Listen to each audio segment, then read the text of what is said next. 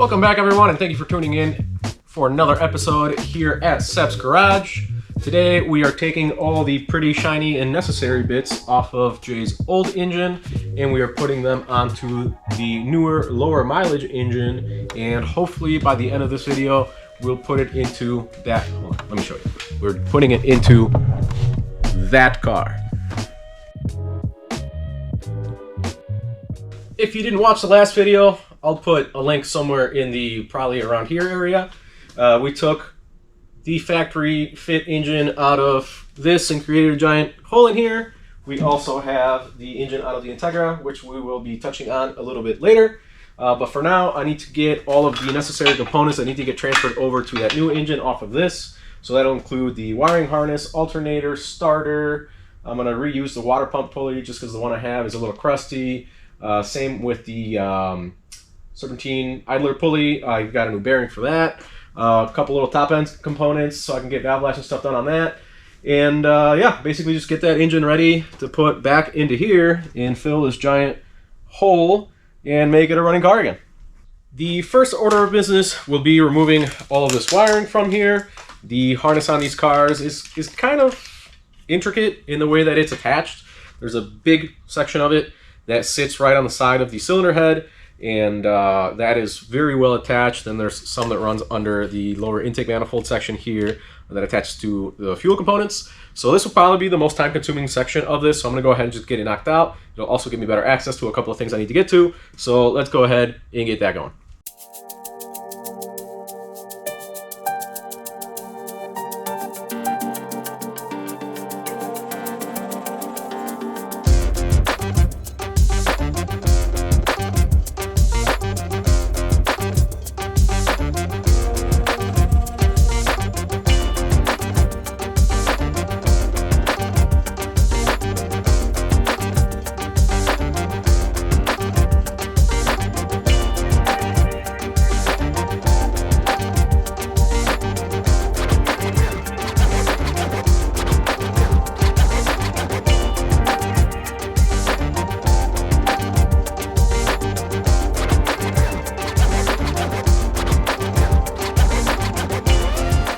The giant mess of harness, this thing is quite substantial for such a tiny car and tiny engine, is out of the way, so I'll set that aside. Also, GoPro died during the time lapse and I just kind of kept trucking through. I got some of the other little accessories done. I swapped out the pulley for the water pump and the pulley here. This is the old one, which you can hear. Very noisy bearing. The other one got a new bearing put on and is already installed on the engine. I also took off the valve cover. This thing looks impeccable for the mileage.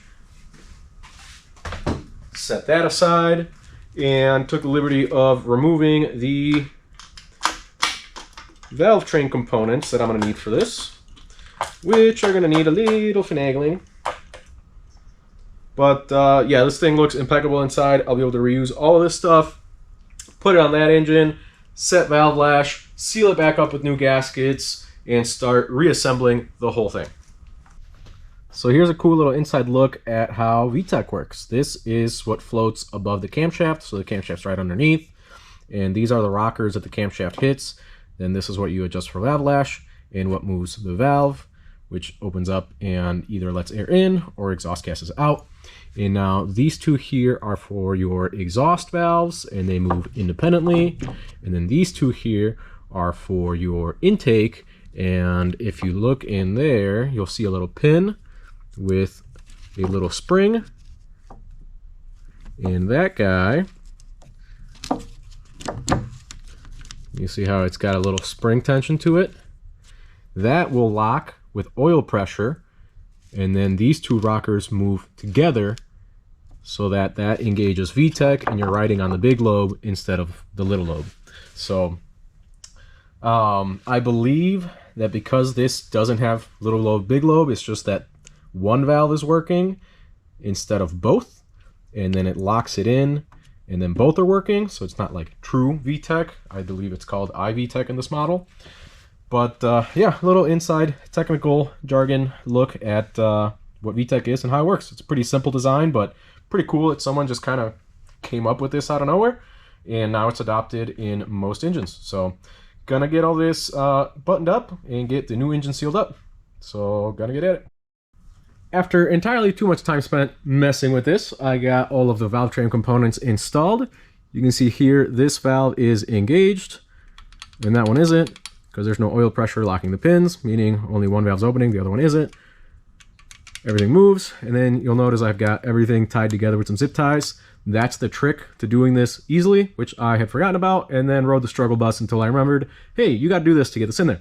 So tie it all together so that the little shims in between everything and the spring pressure between the two middle rockers doesn't blow everything apart, and then you have to sit there and figure out how to put it all back together like this guy did. So learn from my mistakes.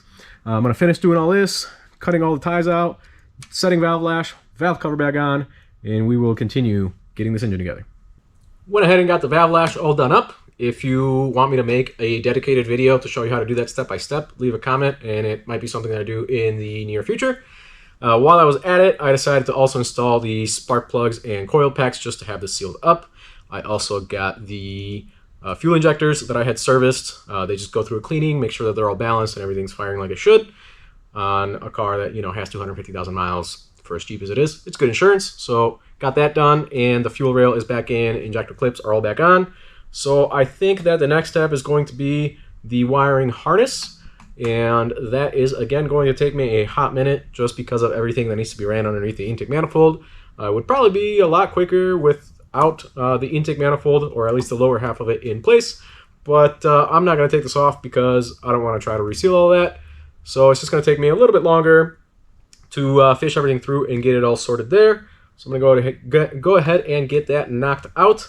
And then it'll be starter in the front, alternator on the side, and some transmission stuff. So go ahead and knock that out. So I got a little carried away and just went ahead and finished everything on the engine that I could. Alternators on, starters on, all the wiring for those is all finished up. All the little bracketry in the transmission's on. This guy's a little loose so we can play with the motor mount when that goes in. Speaking of motor mounts, this is getting all new mounts. They are Anchor aftermarket cheapies, and they generally don't fit the best. You might be able to see here this guy, and the hole is like not perfectly aligned. I don't know if you can see that, but it's kind of weird because this is the OEM mount and it's cracked and in terrible shape, but it doesn't have this cast pedestal on it, so I'm gonna have to remove that anyway. So I think that will be the next thing I do. You'll also notice there's no upper plenum on the engine. I'm going to leave that off until it's in the car just because it makes it easier to get in the bay without that tall plenum getting in the way. Plus, it's not very difficult to install once the engine's in the car. So yeah, next up, going to do all the mounts so that the chassis can be ready to accept its new heart.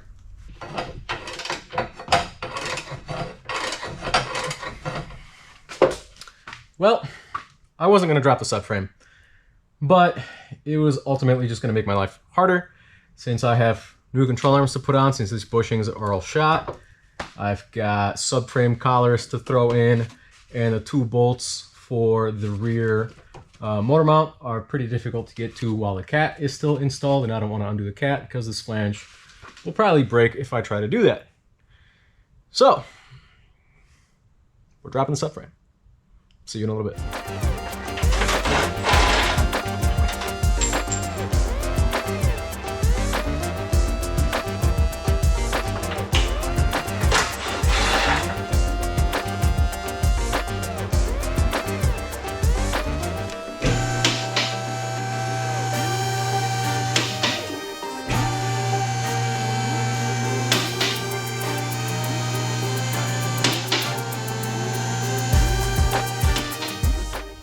And just like that, we have a subframe.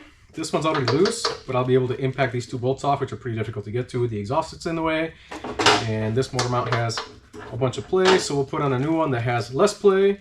I also have some subframe collars, which are little pieces that go where the subframe bolts on each corner, and make sure the subframe's not shifting around under load on track.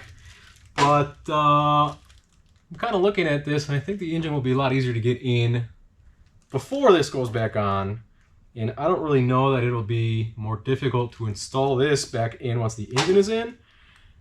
So I think next we're putting the engine in.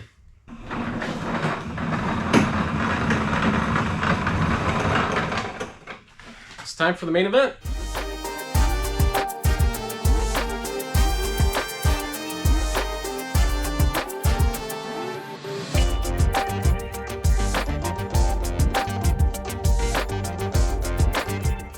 You know, it's a really fun time when you're halfway through putting the engine back in and you totally forgot to put the brand new radiator in first. So I'm gonna have to do that afterwards. But I'm already halfway here, so I'm gonna go ahead and just get this thing mounted and then put it in after. It's a little trickier. I did it on my black car. It's doable. But yeah, getting ahead of myself. It happens.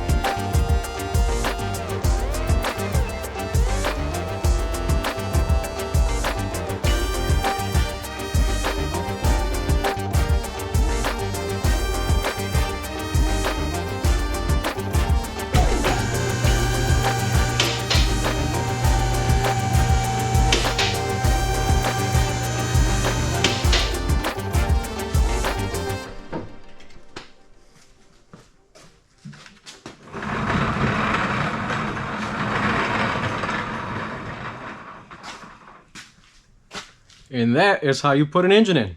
I'm absolutely tired and exhausted after doing all that in a single day.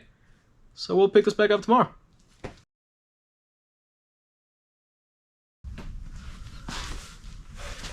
All right, it's the next day. I got the Woo with me, and we're gonna see how much we can knock out today. We got about a week and a half before this thing needs to be at the track, and there's still a ton left to do on it. I think next up I'm going to tackle the subframe with the rigid collars.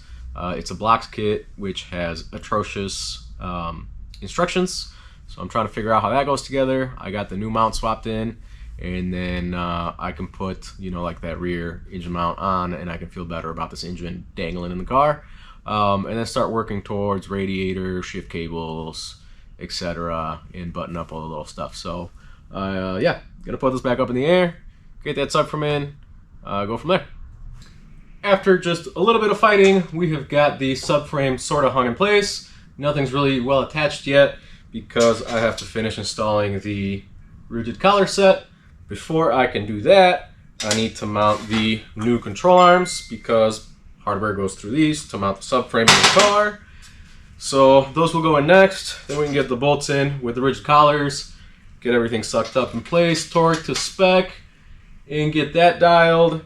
And then after all that is done and the steering rack is in its final position, we can mount this rear mount, get the engine to actually be in place, and then do oil pan replacement since this one's cracked, and then continue with radiator accessories, mount the AC compressor since it mounts to the oil pan, and yeah, gotta continue making progress. I know I've been doing kind of a terrible job showing you exactly what I'm doing and how I'm doing it, but I'm really trying to just kind of get through this since I'm so short on time. So yeah, excuse the poor cinematics of this video. I'm just kind of trying to rush through things. So yeah, gonna get back to it. Small update here. We've got the engine fully supported on its own now. It's got 3 out of the 4 mounts, so it doesn't have the big torque mount on the driver's side frame rail. And even though it doesn't have the torque mount, check out how much more secure this thing is. Doesn't move at all now. Little tiny bit, and it's kind of shaking the car in the lift. So big improvement over those really tired OEM mounts that were on this thing, even though these are the aftermarket Inkers that I'm not a huge fan of. But subframe is in, everything is torqued, rigid collars are on. I've got new control arms installed. The next step should be replacing this oil pan, which has a big crack, which you can see here, kind of dripping oil over the place. I'm going to reuse the oil pan that was on the car, but I've got an appointment in about an hour that I need to get to, and I don't want to leave stuff half done and dripping oil all over the place. So I think instead, for the time being, I'm going to lower the car and start plugging away at everything on the top, get shifter cables, wiring, all of that sort of stuff sorted, so that I can get as much done in this next hour before I go to that appointment, and then we can come back and do oil pan stuff. We are making pretty good progress in short order. I've got the wiring going into the cabin mostly routed. I still have to get it through the firewall. I've gotten a lot of the wiring that ties into the vehicle, like chassis ground, fuse box stuff, battery tray, shifter cables, clutch hydraulics are back on, fuel hose is back in, just all the little tidying of engine bay components that takes time I'm knocking out now while I've got a little bit of time to do so. This will be intake manifold stuff. We still have vacuum hoses, whatnot. But yeah, we're getting pretty close to having the engine bay be where it needs to be. We still have a lot of work to do underneath. We still have a lot of suspension, drivetrain components to do, radiator, which brings me to my next topic here. I've got another Seb's Garage radiator going on this. I'm getting it prepped by swapping over the coolant temp sensor. These two ports don't really matter because they're for an automatic transmission cooler. You can leave those without being hooked up. It does come with little fittings to hook that up to your automatic transmission vehicles if that's what you're using it on. I've got the little rubber isolators at the bottom put away for that, but I think I want to do oil pan first so that I can then get the air compressor or the air conditioning compressor out of the way, and this will fit in there nicely without bending up the fins. So yeah, I'm going to go to my appointment. That's going to take however long that's going to take. I'm going to put out orders for you guys. You guys have been killing it on the website. And we'll get back, do an oil pan, continue going. I am back from my appointment, and I actually found an easier way to install the radiator. There's pretty tight between the engine, and I was just going to try to put it in beforehand, but I forgot because I got too excited, wanted to put it in there. So I undid the front section here, which is just 4 bolts, and then the 2 brackets for the condenser. You can wiggle the condenser out of the way, just be careful of the lines, and the radiator fits. There's a nice big gap here, and you can just stab it in the car that way. So that seems to work out pretty well. Gonna get that wrapped up, coolant system stuff, put all this back together, and then we'll get the oil pan. More progress has happened. We've got this pretty aluminum radiator installed. We've got some coolant hoses. These are not the ones that will be production units. These are some other cheapies, and there's definitely a difference. These are thicker. They don't fit the OEM clamp, so I had to use worm gear. The coating on them is kind of crappy. It's like plasticky. They'll be okay. They're just not going to be as nice as the ones that I'm going to have up on the site, just because these were ordered a while ago before I started getting into producing my own. And then we have fans in place. All that is wired. A lot of the stuff in the bay is getting real close to being done, but I've also taken the oil pan out. So let me get you a better view of that, because I want to show you what the connecting rods on these things look like and why they blow up all the time when you boost them a little too much. So oil pan is off. It is this crazy big cast piece. It also holds the AC compressor on that side and oil filter housing. So you do have to replace that O-ring to make sure that the oil filter is getting proper pressure. This one's cracked. We'll be pulling the one out of that engine. New gaskets and stuff will go in. But here we've got a view at our crankshaft and connecting rods. And the reason why these engines do fail if you try to get a little too boost happy is 2 reasons. First, and I'm going to use the old school little pointer guy right here. Look at how tiny the rod bolts are. Let me get some better lighting in here. Look at those things. They are friggin' puny. And then the other thing is that is the thickness of a connecting rod. The connecting rod is this guy right there, right in there. And it is crazy thin. It's like the size of your pinky. They're fairly long. They're just really, really thin and weak, which is why unless you have a piston rod combo, getting past like the 180 wheel horsepower area on these is not necessarily safe.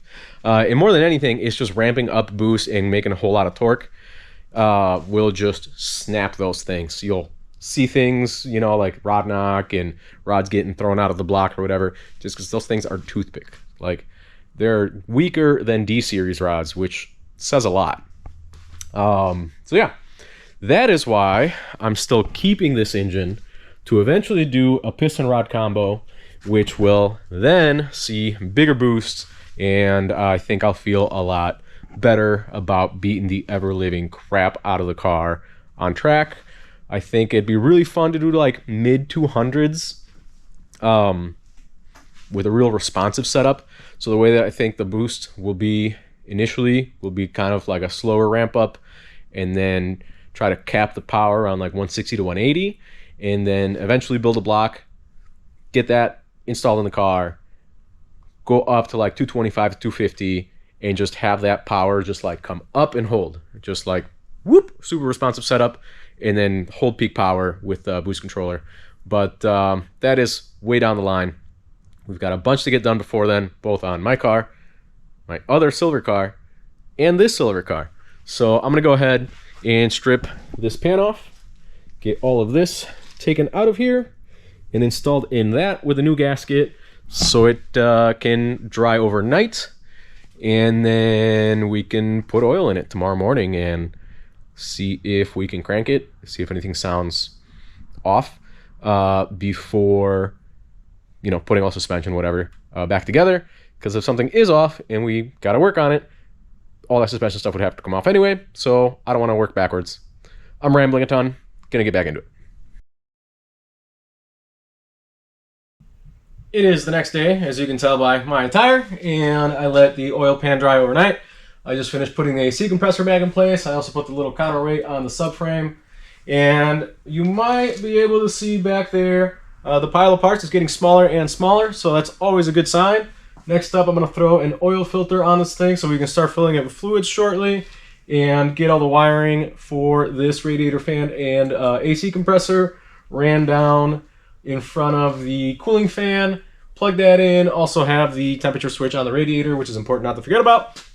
And yeah, I've got a serpentine belt to do. And after all of those little things are done, I'm going to start working on putting the knuckles on here so I can take the hubs off. I find it that because the back of the knuckles have like a taper to them, it's easier to throw them on there and use a slide hammer to get them out than it is to put them on a press, because the press likes to slip because of the taper, and sometimes it damages the back of the knuckle or the hub, and it's not a fun time. So I'm going to sweat a little bit and do it the old school way.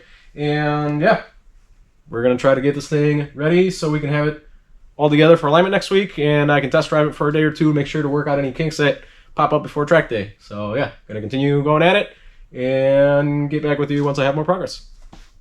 All right, got a bunch of stuff done, finished all the AC, belt, electrical, all of that was happening, and now I consolidated everything to try to better see what I am doing and what I have left. So I still have to do the header with the new exhaust manifold gasket and donut. I still have the oil dipstick tube to install with a new seal. We've got transmission output seals to do. I've got intake manifold gaskets ready to go. I got the new to the car knuckles torn apart. Got the hubs off. I got to cut the races off of those. Knock the studs out. We have got fancy new lug nuts going in with extended studs. I've got Timken bearings going in. We've got a fresh set of axles to put on. And after all of that is done, hub-centric rings since the track wheels are going on, and also some camber bolts to try to get a little bit of alignment out of the front. So I'm going to go ahead and deal with this. If you've ever done front wheel bearings on a Midwestern car, you know the pain of trying to undo these snap clips. It's probably going to take me most of the day to get these freshened up, but I will see you after. Got a small little update here. I got the knuckles ready to go. I'm just waiting on new snap rings to come in from Honda tomorrow because the ones that came out of them got pretty damaged. I had to heat them up and You know, these things are not the strongest, especially when they've been on a car for 200,000+ miles and in the rust belt. So we've got new bearings. You do have to be careful to press these in the correct way so that the ABS sensor can actually pick up the magnet that's in here. Then I went ahead and got the extended studs, which will get pressed in here after the snap rings are in here tomorrow. I think next I'm going to go ahead and install the header with the new gaskets for it right here as everything falls, just so that I can check, you know, like all the engine stuff off of the list, because really the only things left on the engine is that intake manifold, dipstick tube, and I wanted to get the header in before I do the intake manifold because it's a lot easier. Intake, actually, no, I still have to wait on heater core hoses, which are coming in tomorrow. So yeah, getting down to like the last little bits, but making good progress and getting pretty close to having this thing tidied up and back on the road. Went ahead and got the rear extended studs and open-ended lug nuts on, so the rear is complete. We still have the front to finish. I tried stealing the ABS sensors out of these, but they're completely stuck in there, so I'm gonna have to order new ones, because if I try any harder, I'm gonna damage those. We are still waiting for the snap clips so that we can press these guys onto there. And then we can use the rest of all of this stuff and wrap up the car. But I figure while we are waiting for stuff to come in, we can do a little side project. So Jay went ahead and bought a DevSport front splitter for his front bumper. I had one on my car, and there's a reason why it's not on there anymore. They look great. It's honestly some of my favorite pictures of my car are with this on, but it's only bumper mounted. It doesn't mount to the chassis at all. So if you're tracking the car hard and you eat a curb like I did here, it'll fold your entire bumper. This used to be straight. I don't know if you'll be able to tell. It's all bent up. My bumper, it grabbed the corner and it completely folded the entire bumper, just ripped it off the car and dragged, you know, like it drug it underneath the car for like 3/4 of a lap at Gingerman. So Jay, I hope you don't have the same luck I did, but because of this kit, I will be developing a full front splitter that will be chassis mounted at some point in the future. For now, this is a pretty good looking piece, but not really functional. I'm gonna do one that's functional and, you know, won't suffer the same fate if it gets hit by a curb. So since I've done this before, it should be a breeze to do again. I just kind of want to let this bumper take shape again because it was in the trunk and this side is all kind of folded in because it was up on the tailgate. But yeah, gonna knock this out, make the car look more like a car.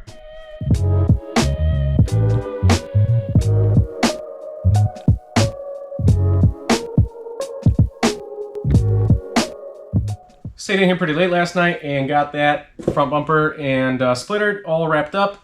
I did have to drill some holes, even though that is on the website, made for a fit.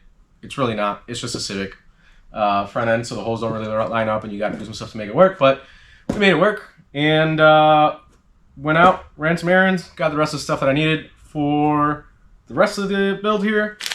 OEM circlips for the wheel bearings, heater core hoses so we can put some blue coolant in there.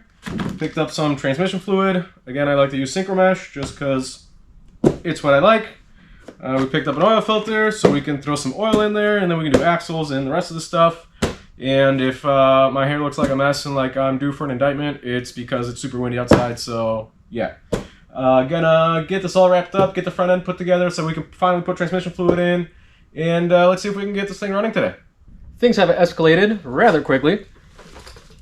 Whole front end is done. So I got the control arms clocked, knuckles with new wheel bearings, studs, open-ended lug nuts, wheels with some beefy new Kumo 730s and a 205/50. Everything on. I did install camber bolts at the top where it didn't have them before. It was just a little bit of a slot on the coilover. So now instead of being around 2 degrees, 2.5 degrees, we should be able to be somewhere around 3.5, which is like right around 3.5 is optimal for a track spec on a first gen. Also, you can still see the beautiful lip thing as the bumper is still not very well held, so gonna have to address that at some point. And let me show you what we're getting into next. The engine is getting ready to be wrapped up. I finished the couple little hoses and hose clamps that needed to get done. I got the heater core hoses done up off camera. And everything is ready to now put the plenum on, since we don't need to work on anything back here anymore. Exhaust got done earlier. All of that is done. So next up is going to be intake manifold. We can finish plumbing everything here. We still have some emission hoses and vacuum ports and some other stuff that need to make their way into everything here. And then we can do intake, and then we can do battery, and then we can do fluids, which I've already done transmission fluid, but we got to do engine oil and we got to do coolant, and see if it'll start. Just finished filling fluids with the Sev's Garage printed screw-on oil funnel, and it's time for the moment of truth. I still don't have any coolant in the car, so I'm gonna leave this off so that I don't forget. But I want to do a quick startup just to make sure everything sounds like it should, and if there's any hoses I forgot about, leaks that happen, whatever, and anything with the coolant needs to come apart. I'm not wasting a whole bunch of coolant. So yeah, let's see what happens.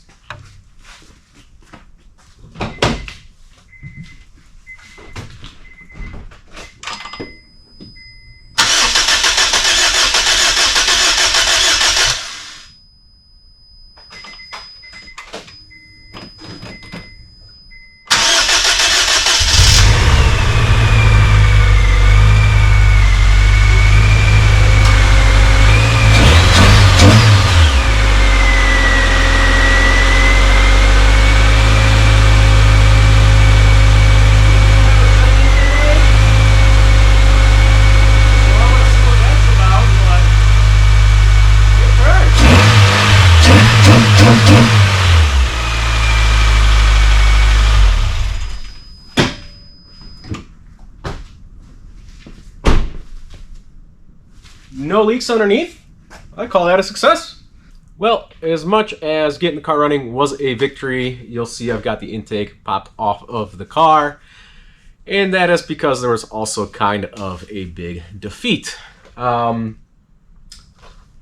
I had used this engine to test my camshaft removal procedure to see if I could do it in the car when I put the camshaft in my black car, and I thought that I had stolen the cam pickup for the cam trigger, cam position sensor, off of my factory camshaft on the black car, but I actually ended up stealing out of it from this engine. And I just dug up my stock camshaft out of the black car, and that is the piece that is clearly still on this camshaft. So this car does not have the pickup index for the camshaft sensor installed in the engine at all, and it's stuck in limp mode, and I'm gonna have to take the side of the engine apart to install this. So that kind of sucks, but it's not the end of the world. I don't have to pull the camshaft, I don't think, to do that. It just kind of sucks because all of the wiring needs to come out of the way, and it's kind of a big job. It's my fault for not checking it. I should have checked it, but yeah, sometimes you overlook stuff, and sometimes stupid stuff can happen like this. The good news is there's no leaks, so I'm gonna have to do that, but this would be as good of time as any to stop this video, since it is now pretty late, like 6 o'clock on Friday. I'm going to have to get this done. We've got an alignment appointment on next Friday, so a week from today, which is only a couple of days before the track day the following Monday.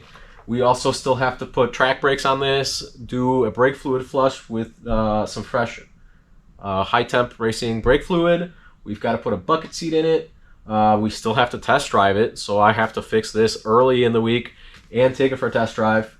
And yeah, there's still a good bit to do to make sure the car is figured out before this track day. So I'm going to get into making this video for you and then fixing this for Jay. So thank you so much for watching. I know this video is not up there in quality as the others. I was just trucking along, getting stuff done, but thank you for sticking it out with me. And hopefully next week's video, I'm under a little less pressure to get stuff done, and I can take a little bit more time filming things that look good on video. So yeah, I'm gonna swap this stupid thing over, and we're gonna get this car done. And next Monday, well, not this coming Monday, but the Monday after that, it's gonna be an awesome track day with no rain. Everybody say it, no rain. It's gonna be great. So yeah, thank you so much for watching, and I'll see you on the next one.